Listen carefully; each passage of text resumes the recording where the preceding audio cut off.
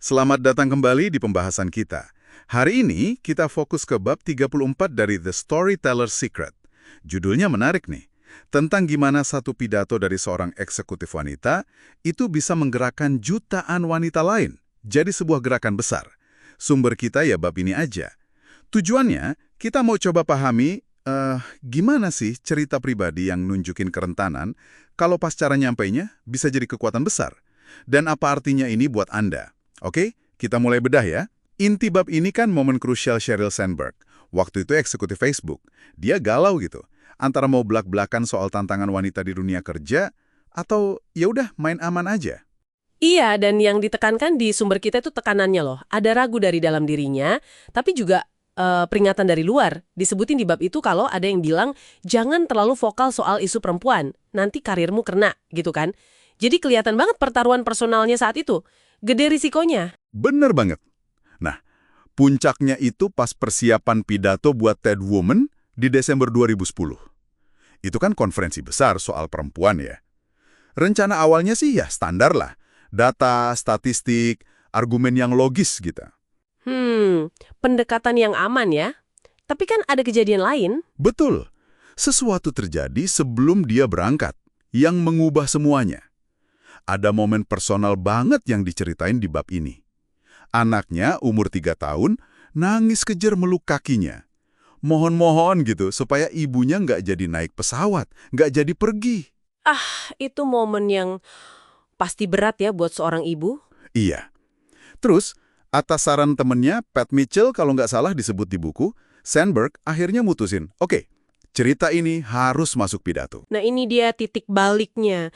Justru dengan cerita kerentanannya itu, rasa bersalah ibu yang kerja, yang harus ninggalin anak, itu dia langsung bikin koneksi emosional sama audiens. Nggak lagi cuma eksekutif, bawa data, tapi jadi manusia utuh yang perjuangannya tuh dirasain banyak orang juga. Bab ini nunjukin banget gimana otentisitasnya itu ngalahin statistik. Betul. Dan setelah momen personal itu, cara dia nyusun pesannya juga jadi kunci. Sesuai yang dibahas di buku soal aturan 3 itu loh. Pesan utamanya dibagi jadi 3 poin gampang. Pertama, duduk di meja perundingan. Maksudnya, ambil tempatmu, ambil kesempatanmu. Ambil peran lah ya, jangan di pinggir lin. Iya. Kedua, jadikan pasanganmu mitra sejati. Penting ini soal support system.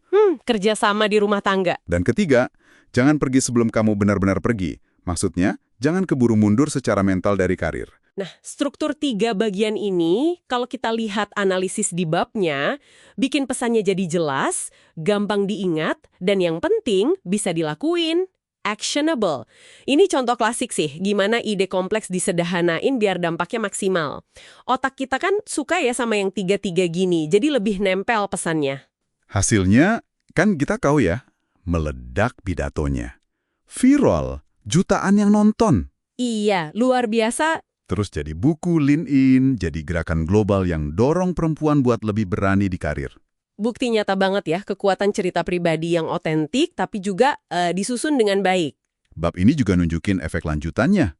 Keterbukaan Sandberg itu kayak ngasih izin gitu loh, buat perempuan lain berani juga cerita. Contohnya si Pooja Sankar, pendirinya Piaca. Nah, kisah Sankar ini nyambung banget.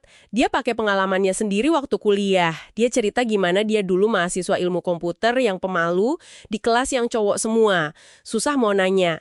Pengalaman itu yang jadi dasar dia bikin Piazza, platform biar mahasiswa kayak dia dulu lebih nyaman buat bertanya dan diskusi. Dia pakai cerita itu pas cari investor gitu ya? Iya, menurut sumber kita, dia cerita itu ke investor, ke profesor, dan ternyata responsnya positif. Kejujurannya itu malah bangun kepercayaan. Pesan dibaliknya kan, kayak yang dianalisis bab ini, saya ngerti perjuanganmu, saya juga pernah ngalamin. Jadi kalau ditarik benang merahnya, Sandberg dan Sankar ini nunjukin kalau kerentanan, kalau dibingkai dalam cerita soal pertumbuhan atau misi, itu bisa jadi alat kuat banget buat koneksi dan persuasi. Jadi, apa nih artinya buat Anda yang dengerin? Pelajaran dari bab ini jelas ya. Kerentanan pas cerita itu bukan lemah. Malah bisa jadi senjata paling ampuh buat bangun hubungan dan menginspirasi. Betul. Dan struktur, kayak yang aturan 3 tadi, itu bantu pesan Anda biar gampang diterima dan diingat orang. Tentu, ini jadi bahan renungan ya. Ya, muncul pertanyaan penting nih buat refleksi Anda. Gimana caranya Anda bisa pakai cerita pribadi Anda, termasuk mungkin sisi yang rasanya sulit atau rapuh gitu ya, buat bangun trust dan menggerakkan orang lain. Di kerjaan atau di kehidupan pribadi. Dan sebagai penutup, coba pikirin ini deh. Bagian mana dari cerita pribadi Anda yang selama ini paling Anda hindari buat dibagiin? Jangan-jangan justru disitulah kunci buat bisa terhubung lebih dalam, lebih otentik sama orang-orang di sekitar Anda.